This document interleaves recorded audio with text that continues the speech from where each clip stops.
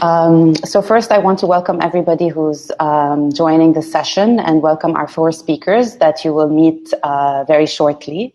My name is May, and I am an independent consultant. I work in designing and delivering education programs, and I focus on higher education and training.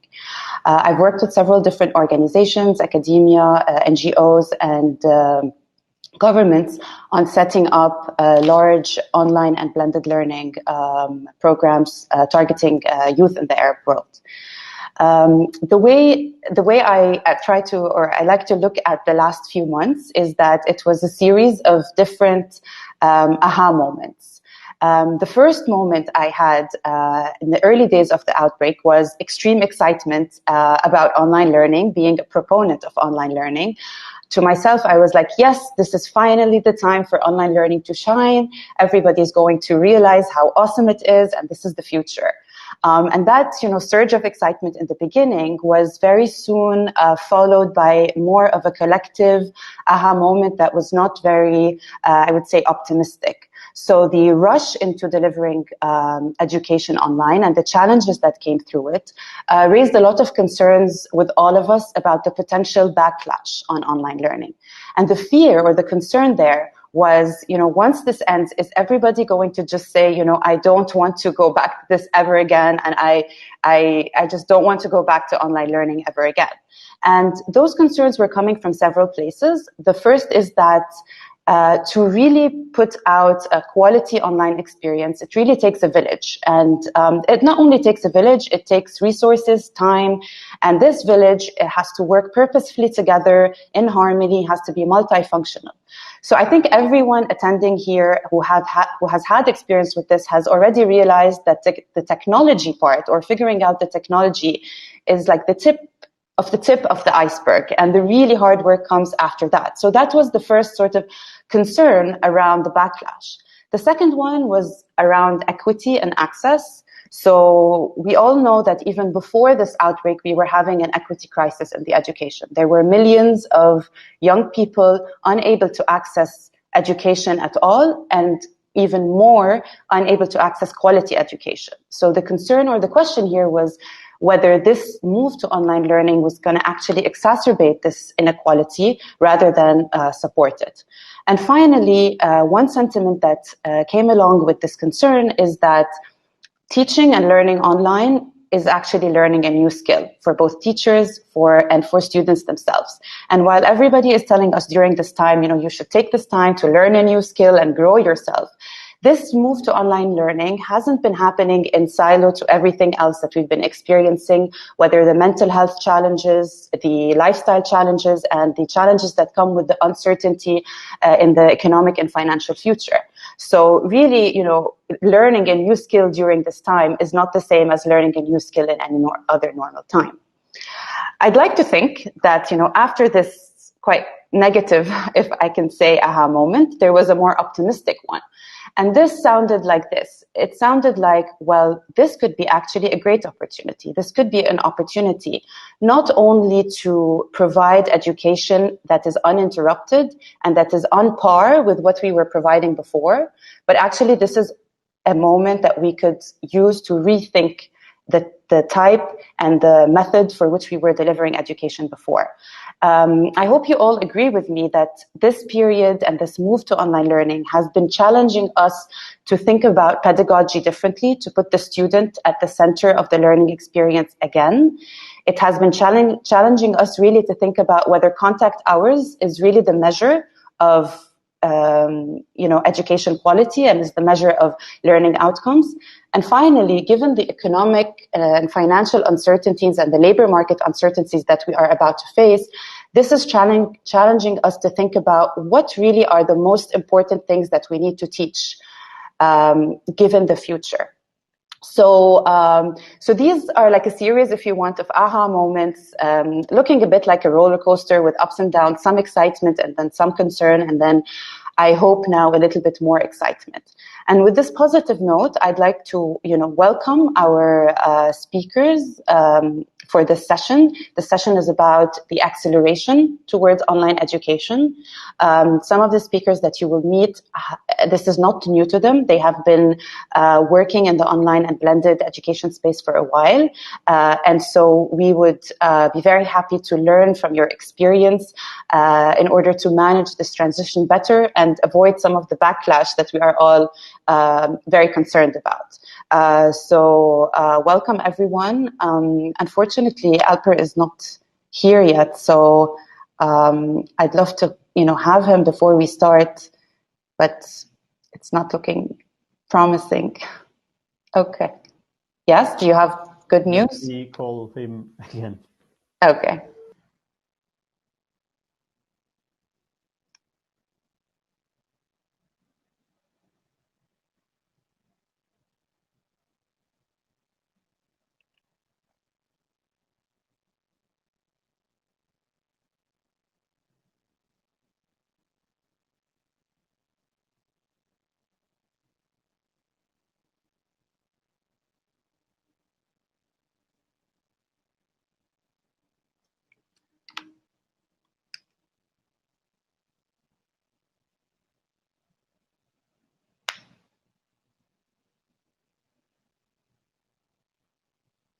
Okay, maybe we can start with the ladies. So if I can ask you, maybe we can start with Dalia to introduce yourself and your organization very briefly.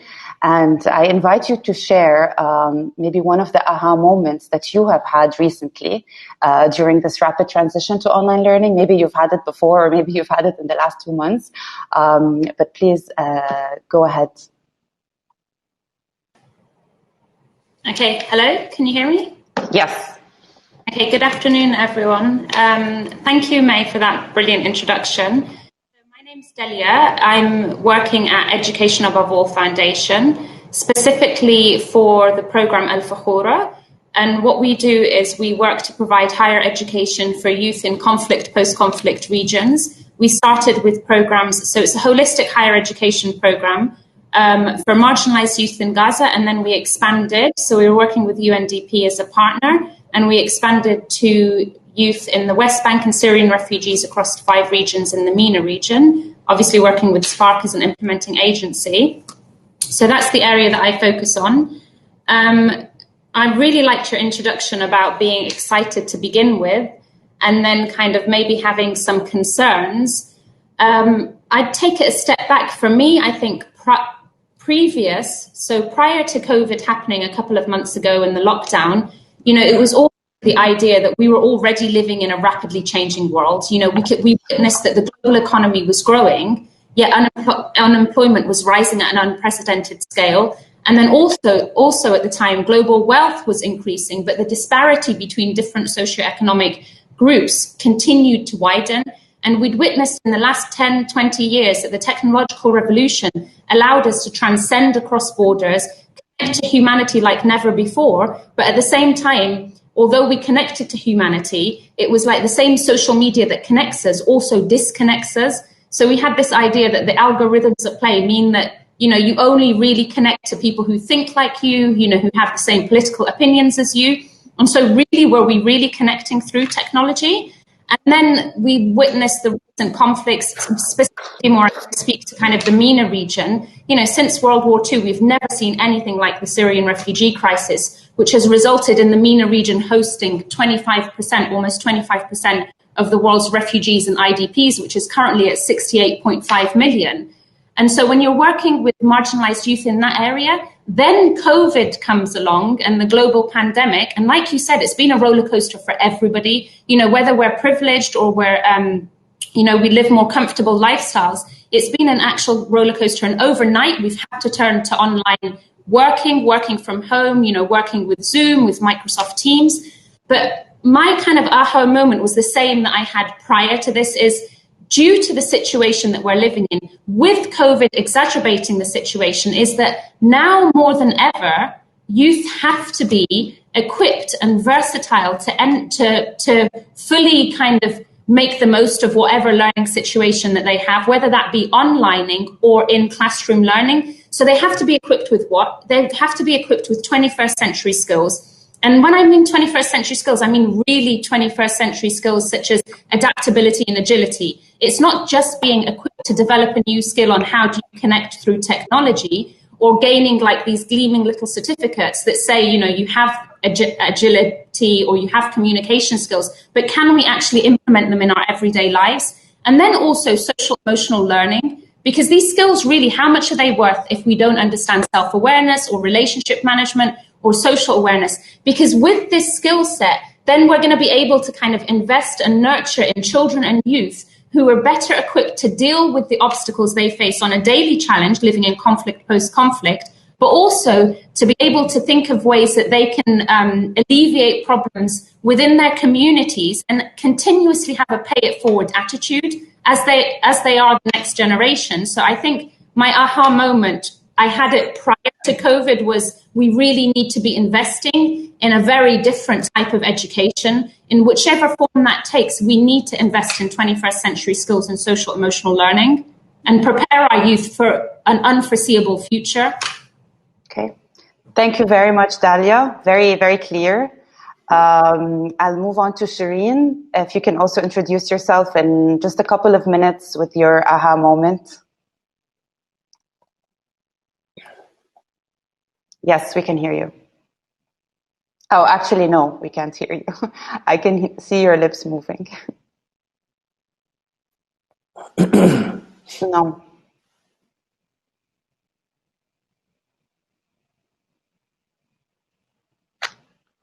Could be your earphones. Okay. Let's move on to just the other introductions while you figure it out. So, Halil, please, you already know the setup. Go ahead. Thank you very much, Mai. And hi, everyone. So my name is Halil Can Emre. I'm working as a blended learning specialist for Spark. As Yannick told in the previous session, Spark is working in very fragile environments in 14 regions of the world, and with especially working with youth. So it's same for us in Turkey as well.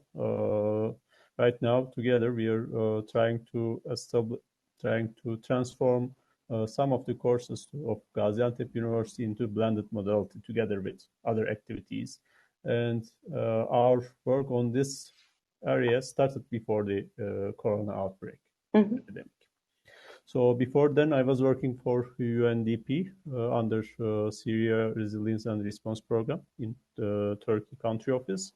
And we were dealing with teaching language to Syrian refugees, adult refugees, with a blended modality. With a very successful results, we have done this. And also Mr. Kumtepe Professor, part of the team we were working together with.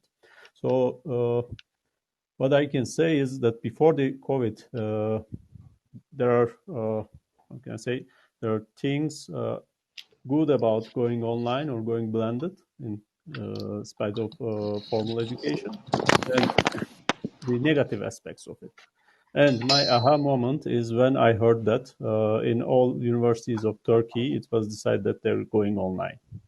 So it's when my mind blown up.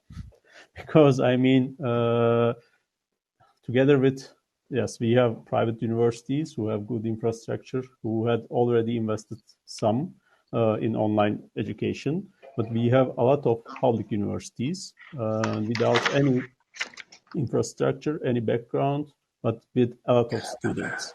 So distance and online education, I don't want to steal words of Mr. Kumtepe, but has around 40 years of history in Turkey, and Anadolu University is one of the forerunners and the most prominent one in Turkey. We have several public universities plus, but in total, going online is, for the whole universities, is well, we are suffering and we are trying to live it together. So okay. I would like to keep it short at this point. Understood, and I'm looking forward to asking you more about that. Shireen, I think you figured it out, so please go ahead. Thank you. I hope you can hear me now. Yes.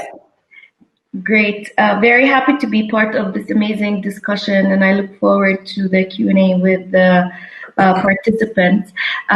So I'm Shireen Yaqub. I lead odrak.org. It's an online platform launched by Her Majesty Queen Rania through her foundation, the Queen Rania Foundation for Education and Development, back in 2014.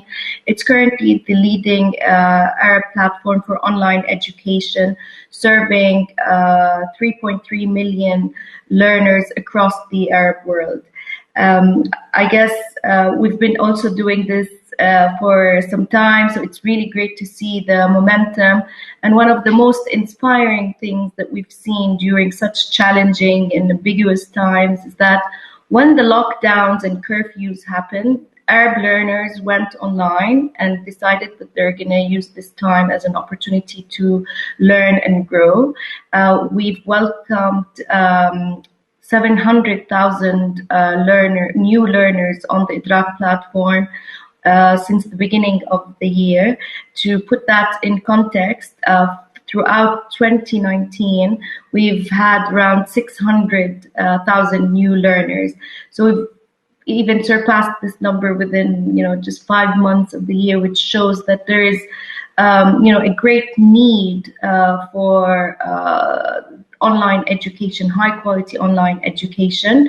And as we move forward with the panel, I think we will be touching upon very important aspects relating to how can we enable more and more learners to join and ensure that everyone has access so that nobody is left behind, which brings us to maybe the other aha moment that universal basic internet is a human right now. People need to have access to basic internet so that they can navigate the landscape of post-COVID era, let's say.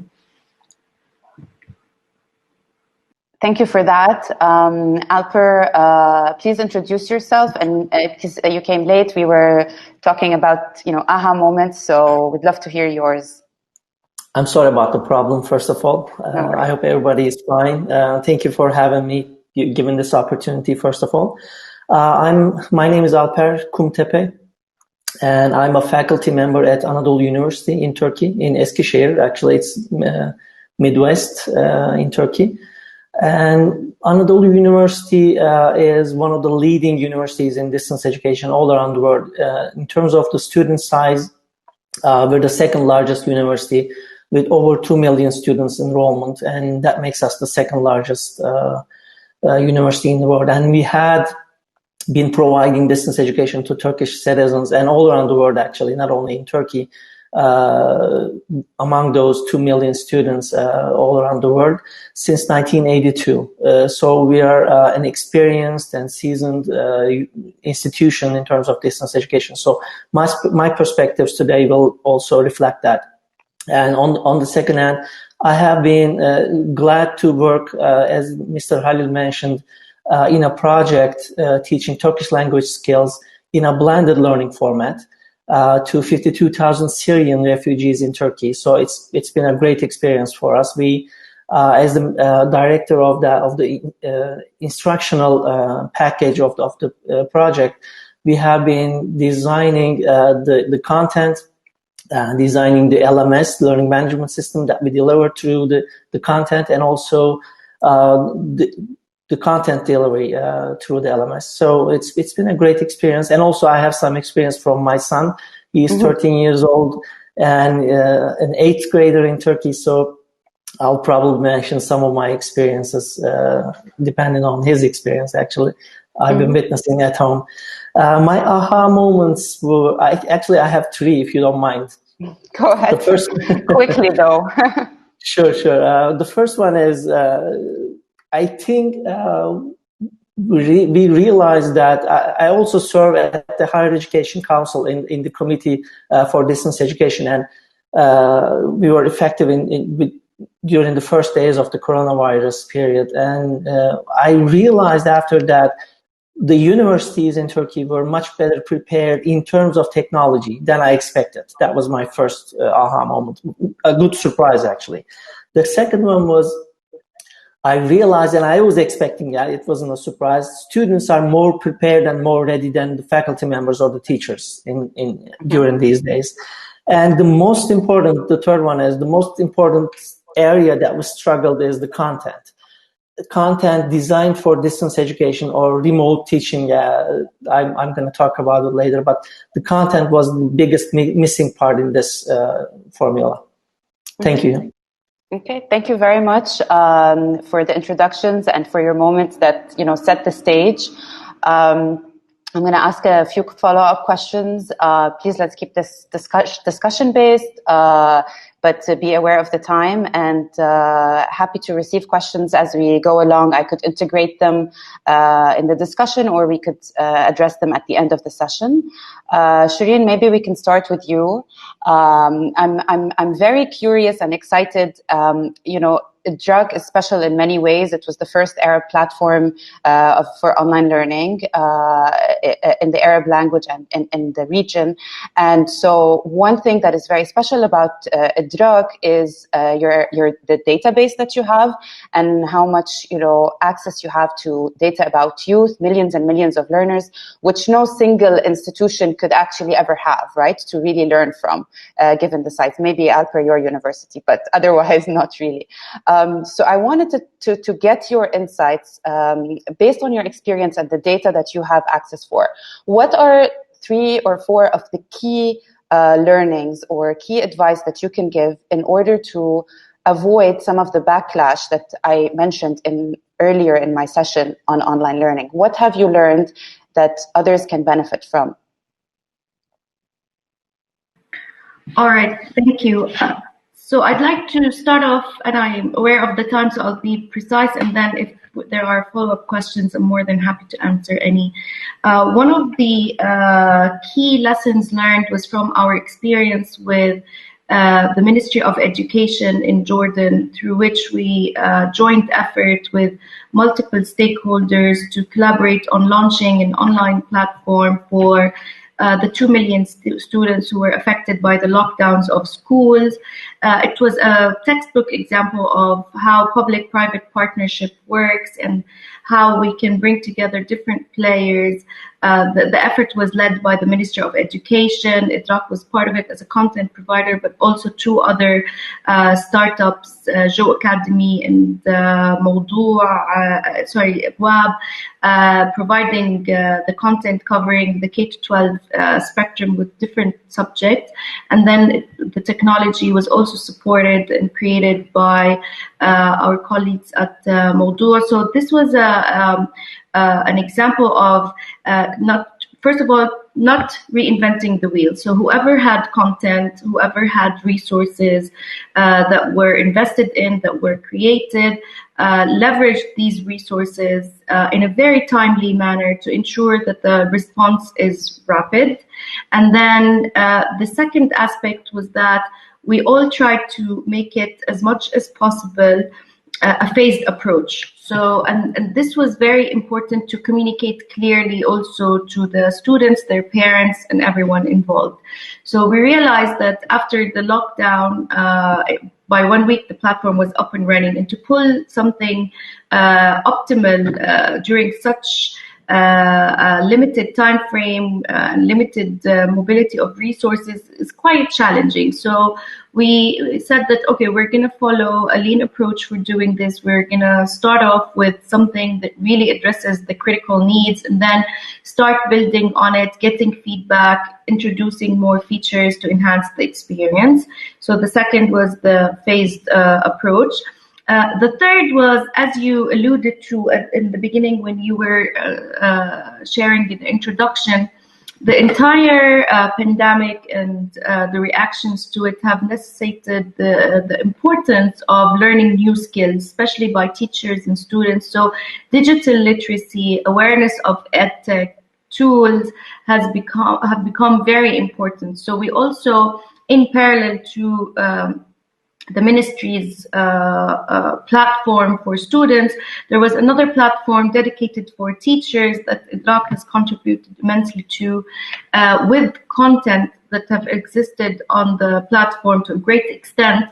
and here again is the importance of leveraging resources, around a series of courses aimed at building the capacity of teachers who are engaging now with new tools, how to design virtual classrooms and use edtech tools in their instruction, how to engage with their students online, potentially down the road, how to design blended learning experiences, reflective learning, and so on and so forth. The fourth one, and the most critical one, is the importance of keeping the learner or the student in mind, or whoever wants to benefit from the service you're getting. It has to be user-centric, because otherwise the adoption won't be there. So all of the resources and the planning and the strategizing will have no impact if there is no adoption. And adoption is keen on the students understanding the journey, where to go next, especially during these times that are very stressful. They have a million things happening, with well-being, mental health, stresses, and everything going on. They don't need to be really pushed outside their comfort zone. We really need to meet them as much as possible where we can. And back to the first point around the importance of partnership, you need to be creative and innovative into who you bring into the mix as stakeholders. So, for example, with this collaboration, even the telecoms came on board and offered support to whitelisting the platform. Another solution was offered through broadcasting lessons on TV for those who don't have access to the internet. Mm-hmm. Okay, so very good. So I like what you said. So not reinventing the wheel, phasing the approach and communicating it. I think that's very key, because in a way, when the first batch of initiatives was kind of announced and thrown out, everybody thought this is it, this is online learning, and this is the best it can be, right? But if you really communicate that it's a phased approach, this could manage expectations and avoid the backlash. And if I just very quickly go back to the data point, collecting data, I'm sure that has been very important in your experience at Idrak. So what is if you want to say the one or two key data points that we would need to measure in order to make sure that we're on the right track when we are putting new content and new programs online, so that it's not too late when we realize that we might be doing this wrong?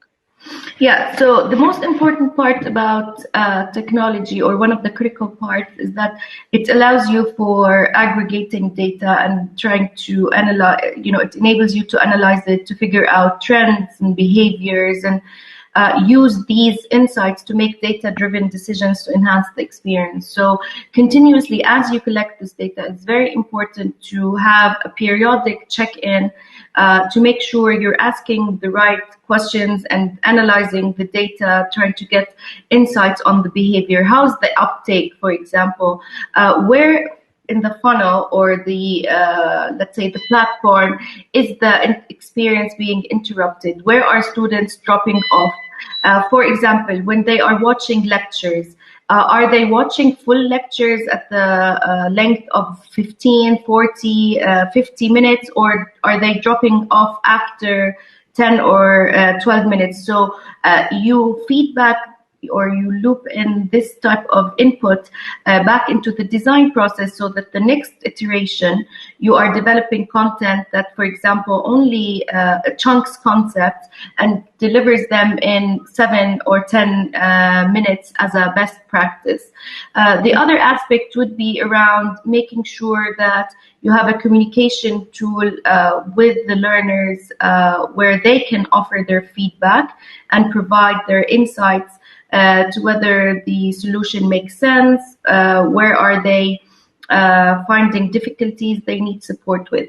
Also, with the data, you can analyze the learner journey and see if there are pain points or aspects where they get stuck, they don't know what to do. So you can also develop tools for them, tutorials, perhaps glowing choices on the platform to help direct the journey.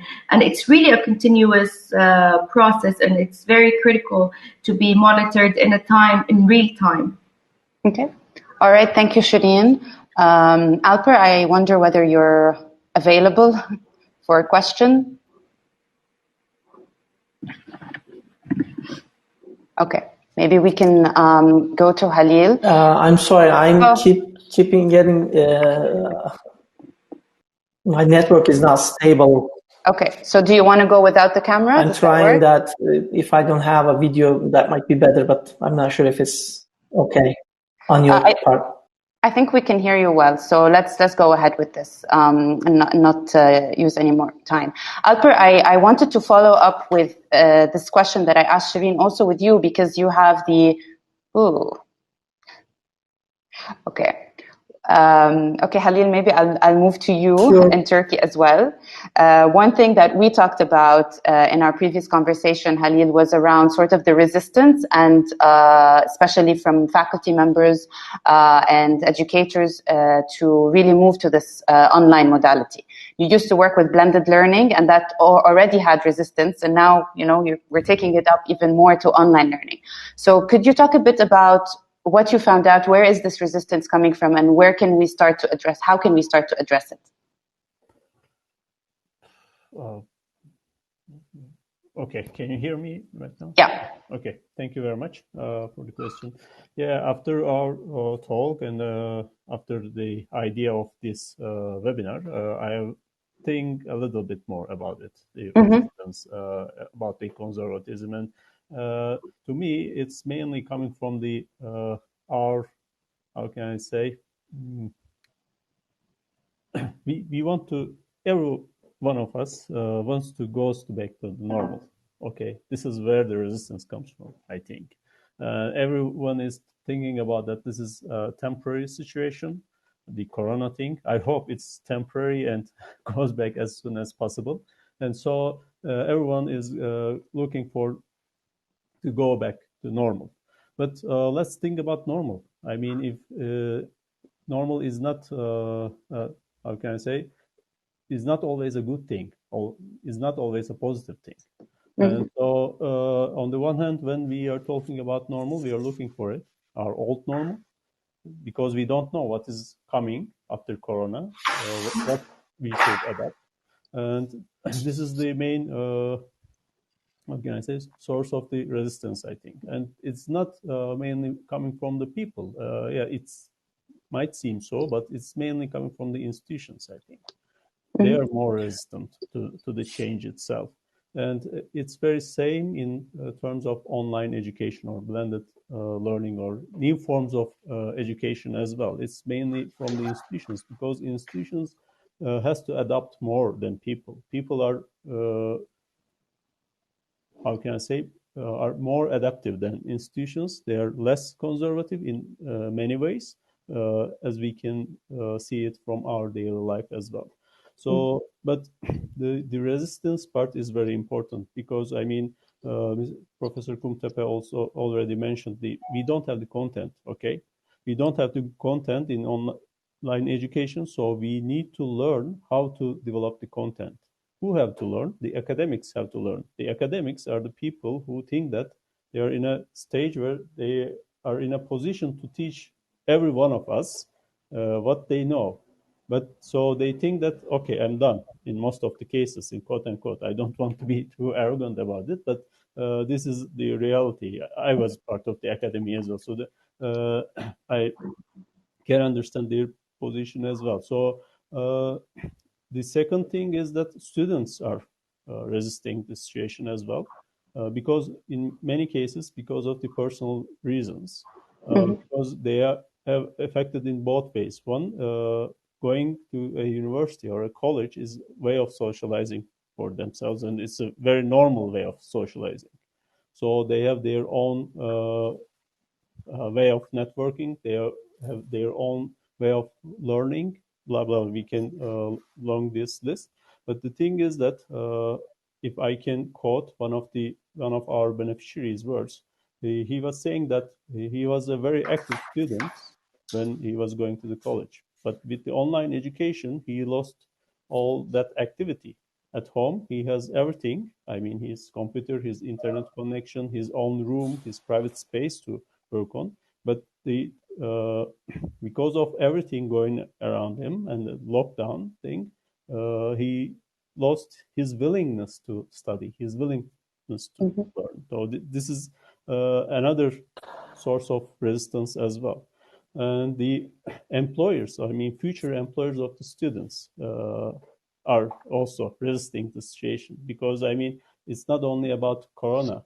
I'm talking about this all online learning. I'm talking about online learning is mainly seen as a secondary thing compared to the formal education or face-to-face learning. I mean, not the 21st century skills didn't decrease this attitude.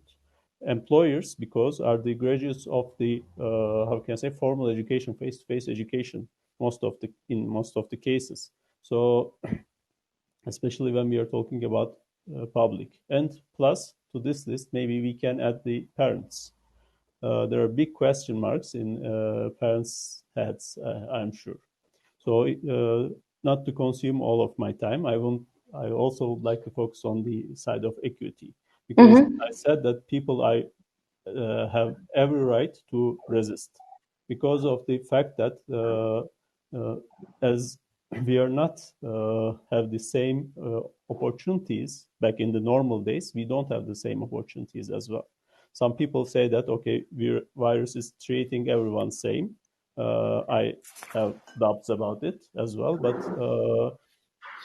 it didn't make us equal, but it gives us a magnifier where we can realize where are the inequalities are, and what we can do or what we should do to solve or to decrease those inequalities. I mean, we are talking about internet access issue. Shireen underlined that it's a very basic human right. It should be considered as it. But I mean, becomes more and more real nowadays. So this is one of the factors when we are talking about online. Yes, we can use broadcasting networks, either radio or TV, but we need interaction as human beings. I mean, not only in our daily life, but when we are learning or we are attending to universities. So the second thing I forgot to mention is about, for example, related with gender inequalities or situation of people with disabilities. The online education opens new opportunities for these people as well. I mean, if you cannot go out, but you can attend classes. But then you need to find new ways of accessibility for those people with vulnerabilities. I don't want to speak more about the refugees. I mean, everyone is attending, I think, know more than me about the situation, the crisis. But also there is the issue of funding the resources. We have a lot of resources out there. We can develop a lot of content out of them. But who will fund those resources or who will develop this? So this is another question that when we need to answer when discussing that online education or new forms of education. Thank you very much. Okay, thank you, Halil, for that. I really like what you said, and coming back to your aha moment, like I like that you were surprised that everybody, just went online immediately without enough planning. So thank you for the comments that you said. And one thing that stuck to me is around the institutions' resistance. So that's, I think, a very important point. And a lot of institutions that I talk to would, in a way, let's say, blame it on the educators or the faculty, saying, the people are the ones that are resistant to the change, but you kind of made it sound that the institutions need to role model this and actually need to push. Maybe it's time for them as well to push the people into adapting to this new way of learning versus taking a back seat and waiting for everybody else to be ready. Yeah. I want to maybe ask Dalia. Dalia, you worked. We've been talking about equity. Halil started talking about it, equity and access. You've been working with, say, the most marginalized communities, Syrian refugees and Palestinian refugees. So what can we learn from your experience with working with these marginalized youth and communities that could help us make sure that what we are designing going forward is actually accessible, not repeating the same mistake of designing a new system that will also create these inequalities. And I'm curious to know from your perspective, is it just because everybody's talking about the digital divide being the main problem that we might face? Is the inequality, is it going to come only from the digital divide, or, you know, knowing the youth that you are working with, are there other things we need to be aware of in terms of the potential inequity in online education? Okay. Thank you, May. Is like 4 minutes okay for all this? All right, let's go. Feel free to cut me off. So yeah, just to go back to what you said, I mean, everybody knows about the accessibility, and also I think Halil and Shireen, they touched upon this. But so when we're working, for example, with marginalized youth, some of the most marginalized in Gaza, part of the program is that we have to provide with them first a laptop. So this is prior to online learning. They have to have access to a laptop because they simply don't have the financial resources to be able to have the laptop. And then, so even if you have that, you have to remember things such as, you know, at the moment, you've got, I think it's approximately 60% of the world's children and youth who should be in education are not being able to access it, whether that's due to not having the technology. So even if we do provide it with them, they simply don't have the bandwidth or the internet connection. We all know that Gaza has approximately 4 hours of internet connection. Or if you've got Syrian refugee youth who live in refugee camps in Lebanon, I mean, how good is the internet connection for them there to be able to go online? I think the main thing for us is, I mean, I know that Shireen spoke about data collection, is as programs, we really need to know from the onset the youth that we're working with. So, for example, if we work with 600 youth in Gaza, we need to have a database that allows us to understand what they have access to and what they don't have access to. And also, this has been touched upon, you brought it up in the introduction, and also Shireen mentioned it, things such as like mental well-being. I think, you know, we've rushed forward, which is great, and we've moved on to online learning to try and reduce the, you know, kind of the gap in the education. But the idea is, you know, there's a lot of people, and the idea, for example, of domestic violence, like how does somebody who's a university student who's dealing with domestic violence within their home, or they're living in very small confined spaces, and they have access to the internet, they have access to a laptop, how are they then meant to concentrate for, you know, to continue with their education during this period? I think the main thing is it should come from programs. We need to be innovative where we're not going to be able to provide internet connection to everybody. That's something that, you know, comes from the providers and not necessarily ourselves, but something we've seen, which I think is credit to the students, and we need to learn from the students ourselves and the innovative approaches they've taken. They've already formed a community spirit. So they have a small community. They're aware of who has access to what. And for some of the students who simply don't have internet connection, they started to download the lectures online, and then they would pass it to one another through USB sticks, which is amazing. And it's something that we need to start thinking about, that, you know, and also this also helps with the idea of just learning and the quality of learning that takes place. So if we've equipped our students with, say, adaptability or creativity, or especially critical thinking, it means that when you have professors who,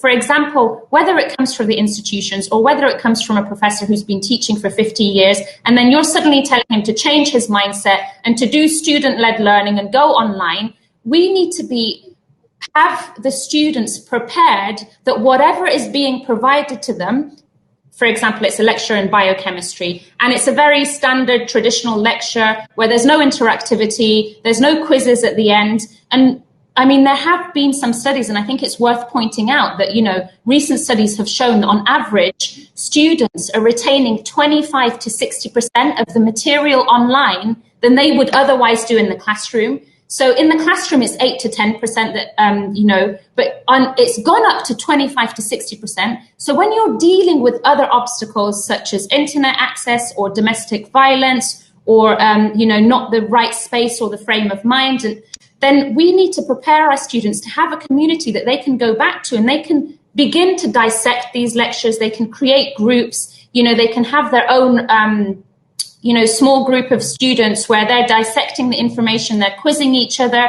So it doesn't fall only on the professor, because if we wait for example, professors or lecturers at university to change the mindset, we're not going to meet that quality of education. Access, we talk about access, but I mean, what is access worth if the quality is that there's not really any retention? Mm-hmm. Mm-hmm. Does that summarize that?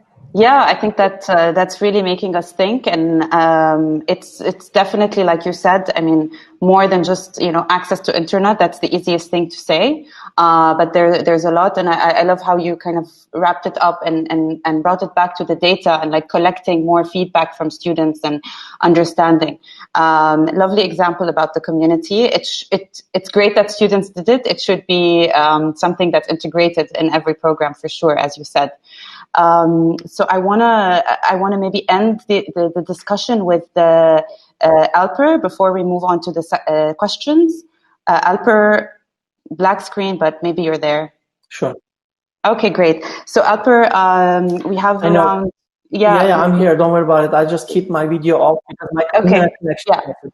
Like we have 3 to 4 minutes left in the discussion, so that we can keep 10 minutes for the questions. I'd love to hear from your experience. Your university has been offering distance learning for over 30 years. So for everyone out there that's trying to do this process in a much more accelerated way with much less time to do mistakes, what are some of the things that you would consider to be key success factors or prerequisites for them?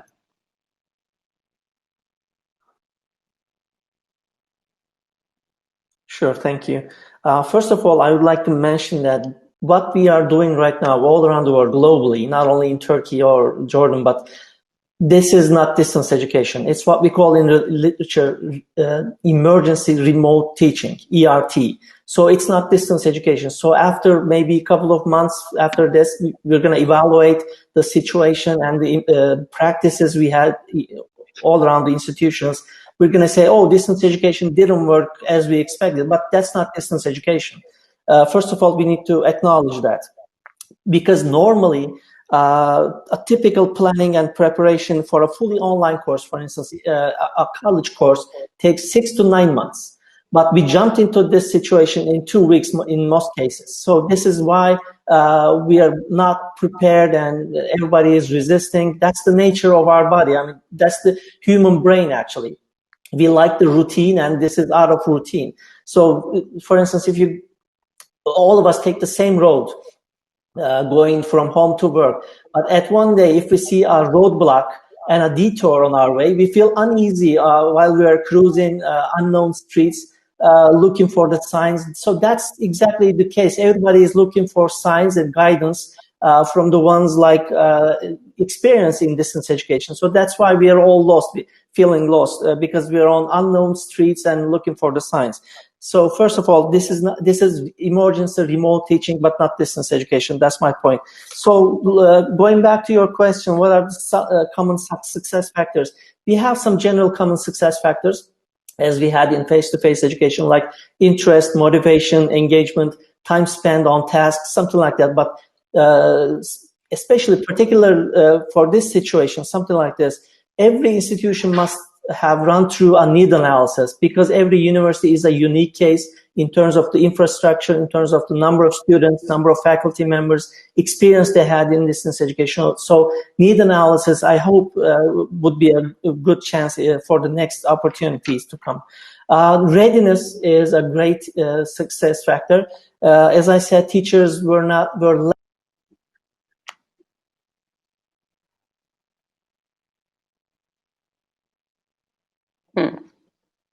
Teachers were less prepared than students. I hope you'll come back. So everybody was... meanwhile, I'm having trouble seeing questions that are coming in, so I don't know if that's going to be solved. I'm back, but probably you don't hear me.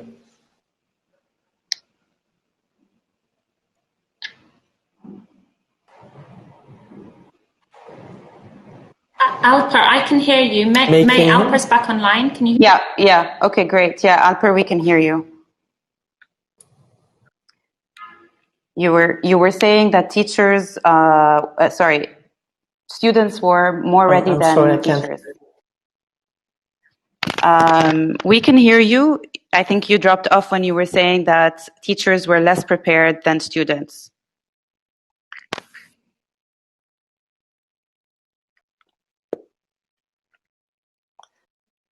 Yeah. Okay. Let me.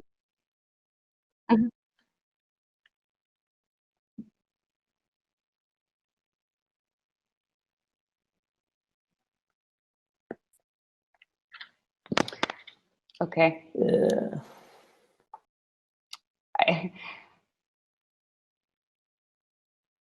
Skip it one more chance. I'm sorry. Alper, now we can see you as well. Okay, let me try it again. I hope I follow up from where I left. Another success factor is support, pedagogical support and technical support, and the adequate staffing in terms of the support, and continuous evaluation and feedback. We need to evaluate the situation after the crisis is over, hopefully soon. And reliability of the selected technologies. Interactivity is another key issue because students need to be interacted with the professors and the fellow students. So that's another key.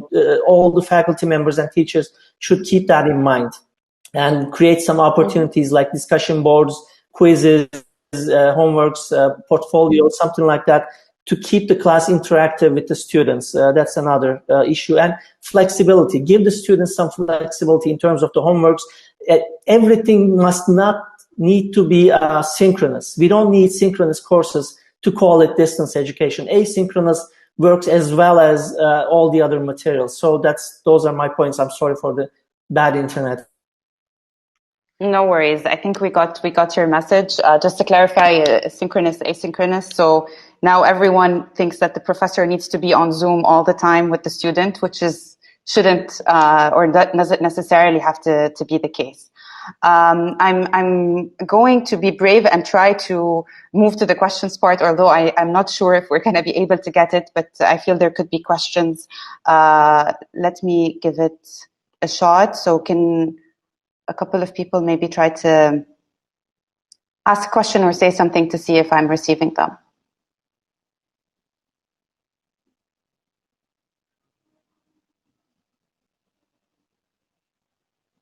Are any of the speakers seeing questions?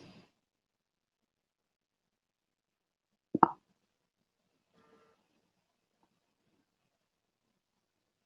Okay.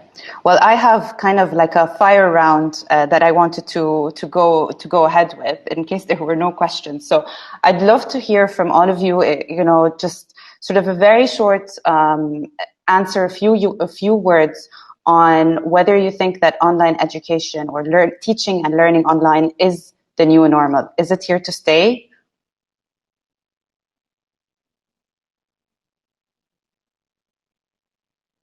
Yes. I'm not going to pick on you, so go ahead, whoever's ready. Shireen, did you want to say something? I think you're muted, Dalia. We're on. Okay, you're all muted. Shireen, I just heard you. So I think we were just able to do it. Thank you. I think as we experience these times, and we've been saying this for some time, I personally don't think that online learning is a silver bullet to all education problems. Yet, I really believe that online education is now going to become part and parcel of every modern education system. And as we think of that, it's also important and key to think about the quality of instruction online, and that can be primarily driven by university professors and faculty, and even for the professional training, the trainers who would do that. Okay, so it's not the silver bullet. There's going to be a mix. And faculty are key. Okay. Anyone else? Can you hear me? Yes.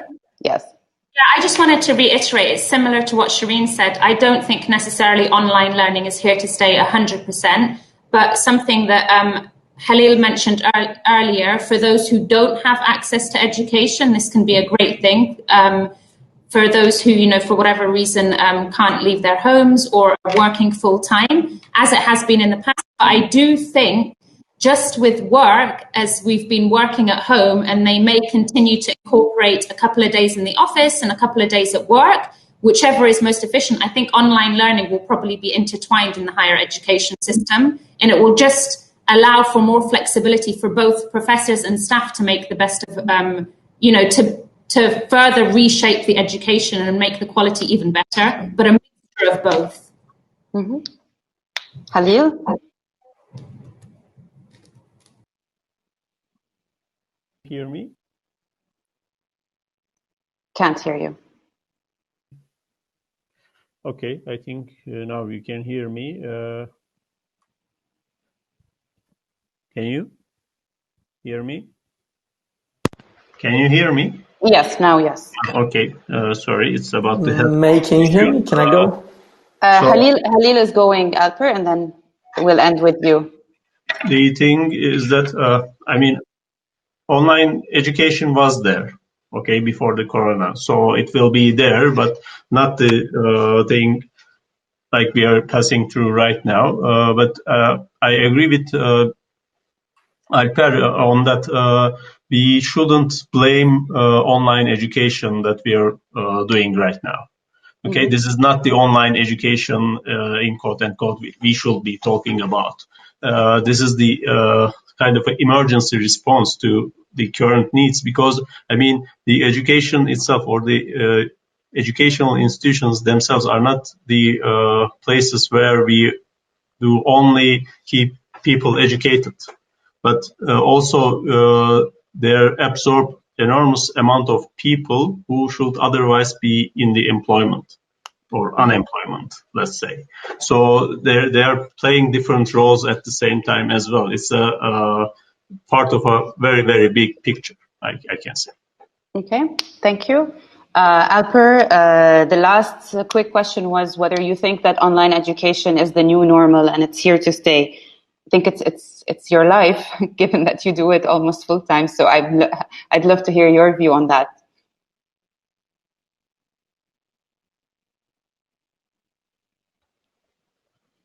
Oh, he's gone. Yeah, I think I'm back.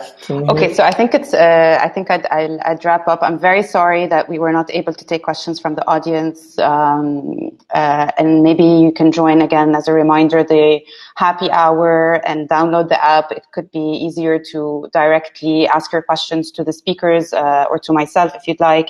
I really enjoyed this session. Thank you very much. Some of my key takeaways were that we shouldn't reinvent the wheel. There seems to be a lot of room for more collaboration between different stakeholders, especially that, as I said, it really takes a village. So we're building this village right now.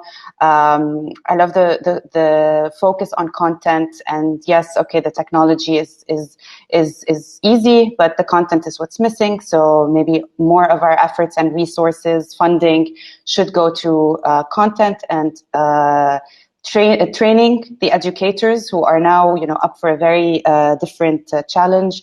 And then on the equity, yes, it sounds risky. It sounds like this could actually, expand or widen the gap, but it's not just only about the digital divide. We need to think about much more when we talk about students. And then this is kind of a great segue to our next session, which is about students. You're going to have to, or it's the voice of the students. You're going to have to log off out of this session and join the other one. I love the name of the session. It says the teacher, the screen, and the mute button. So I think that the students are going to give us a reality check about, their experience in the last couple of weeks. Alper, I see that you're back. I'm going to give it one more try. Do you think online education is part of the new normal? Is it here to stay? Yeah, it's here to stay. It's been here since 19th century, actually starting with the mail correspondence. So it's going to be here, and nobody will survive if they're not able to teach on an online class in 10 years. I guarantee you that. Mm-hmm. Yes, I thought you'd say so. So I am happy that you did. Thank you very much for my first panelists, and to everybody who was listening and unable to participate. See you later. Thank you. You can log out of this session now. Take care. Thank you.